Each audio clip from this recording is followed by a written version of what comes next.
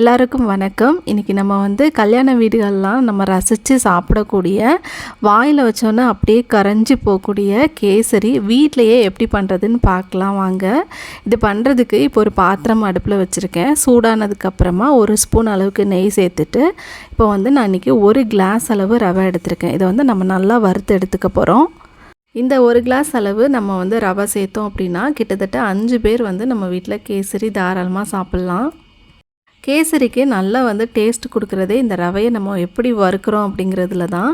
நல்ல மிதமான தீயில் நல்லா வறுத்து எடுத்துக்கணும் ரவையை. இப்போ நான் ரவையை வறுத்து வேற ஒரு பாத்திரத்தில் மாற்றிட்டு, அதே பாத்திரத்தில் இப்போ நான் 3 கிளாஸ் அளவு தண்ணி சேர்த்துக்கிறேன். 1 கிளாஸ் ரவைக்கு 3 கிளாஸ் அளவு தண்ணி சேர்க்கணும். தண்ணி சேர்த்துட்டு அதில் ஒரு 2 ஏலக்காவை நல்லா தட்டி அது கூட சேர்த்துக்கிறேன். இப்போது நான் கொஞ்சமாக ஃபுட் கலர் சேர்த்துக்கிறேன். நீங்கள் உங்களுக்கு விருப்பமான கலர் சேர்த்துக்கோங்க.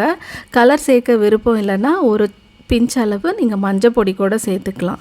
இப்போ தண்ணி நல்லா கொதிக்கணும். தண்ணி கொதிக்க ஆரம்பித்ததுக்கப்புறமா அடுப்பை சிம்மில் வச்சுட்டு ஒரு பிஞ்ச் அளவு உப்பும், அதுக்கப்புறமா நம்ம வறுத்து வச்சுருக்க ரவையும் உள்ளே சேர்த்துட்டு நல்லா ஒரு தடவை கிண்டி விட்டுட்டு ஒரு 3 நிமிஷம் மூடி போட்டு நம்ம அப்படியே விட்டுடலாம்.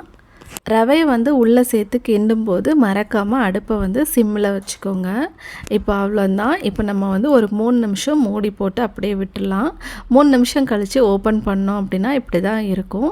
இப்போ மறுபடியும் நம்ம லைட்டாக அதை ஒரு தடவை கிண்டி விட்டுட்டு நம்ம இப்போ சீனி சேர்க்க போகிறோம். சீனியோட அளவு அப்படின்னு பார்த்திங்கன்னா 1 கிளாஸ் அளவு ரவைக்கு 1.5 கிளாஸ் அளவு சீனி சேர்த்தோம் அப்படின்னா கரெக்டாக இருக்கும். இல்லை உங்களுக்கு இனிப்பு கம்மியாக வேணும் அப்படின்னா ஒரு 1.25 கிளாஸ் அளவு சேர்த்துக்கோங்க.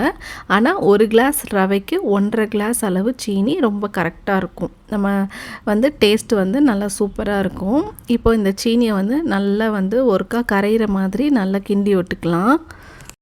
இப்போ இதை நல்லா இந்த ரவையோடு சேர்த்து நல்லா மிக்ஸ் பண்ணிவிட்டு நம்ம பார்த்தோம் அப்படின்னா கொஞ்சம் தண்ணியாக இருக்கிற மாதிரி இருக்கும். ஐயோ நம்ம நிறைய தண்ணி சேர்த்துட்டோமே அப்படின்னு சொல்லிட்டு பயப்பட வேண்டாம். இந்த டெக்ஸ்சர் இப்படி தான் இருக்கும். கொஞ்சம் நேரம் கழித்து நம்மளுக்கு கரெக்டாக மாறிடும். இப்போது ரொம்ப முக்கியமான விஷயம், இந்த கேசரி பண்ணும்போது நம்ம சீனி சேர்த்ததுக்கப்புறமா இந்த மாதிரி கட்டிகள்லாம் வரும்.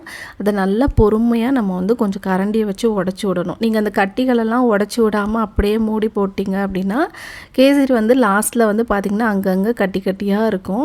அதனால் கொஞ்சம் பொறுமையாக ஒரு 2-3 நிமிஷம் இதை நல்லா இந்த கட்டிகளெல்லாம் கரண்டியை வச்சே சும்மா அப்படி மேலே மேலே அமுத்தணும் அப்படின்னா அது அப்படி நல்லா சரியாயிடும். இந்த கட்டிலாம் அப்படியே உடஞ்சிரும்.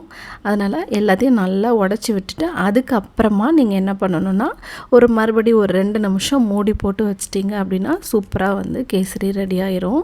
இப்போ கட்டியெல்லாம் உடச்சாச்சு. நான் மூடி போட்டு ஒரு 2 நிமிஷம் கழித்து ஓப்பன் பண்ணுறேன். பாருங்கள் இப்படி தான் இருக்கும். இப்போவுமே கொஞ்சம் நம்மளுக்கு தண்ணியாக இருக்கிற மாதிரி இருக்கும். ஆனால் நம்ம இதை தாளித்து முடிச்சதுக்கப்புறம் பாருங்கள் சூப்பராக இருக்கும். இப்போது இதை ஓரமாக வச்சுட்டு நம்ம இப்போ தாளிச்சிடலாம். இப்போ ஒரு பாத்திரம் வச்சுட்டு அதில் தேவையான அளவு நெய் சேர்த்துக்கிறேன். நெய் எந்த அளவுக்கு வேணுமோ அந்த அளவு சேர்த்துக்கோங்க. நம்ம கொஞ்சம் நிறைய சேர்த்தோம் அப்படின்னா டேஸ்ட் இன்னுமே நல்லா சூப்பராக இருக்கும். இப்போ தேவையான அளவு முந்திரி, அதுக்கப்புறமா திராட்சை இது லைட்டாக பொன்னிறமாக வதங்கினதுக்கப்புறமா நம்ம கேசரியில் கொட்டி கிண்டிட வேண்டியதுதான். இப்போ பாருங்கள் நம்ம வறுத்து எடுத்த முந்திரியும் திராட்சையும் கேசரியில் போட்டு நல்லா கிண்டி எடுத்துக்க போகிறோம். இப்போ பாருங்கள் கரெக்டாக இருக்குது நம்மளோட அந்த டெக்ஸ்சர் அவ்வளோதான். நம்ம கிண்டி பரிமாறணும் அப்படின்னா சூப்பரான கல்யாண வீட்டு கேசரி ரெடி ஆகிடுச்சு. ரொம்ப பிடிக்கும் எல்லாருக்குமே. கேசரி பண்ணுறது ரொம்ப ஈஸி தான். நீங்களும் ட்ரை பண்ணி பார்த்துட்டு எனக்கு மறக்காமல் எப்படி வந்துச்சு அப்படின்னு சொல்லிட்டு கமெண்ட் பண்ணுங்கள்.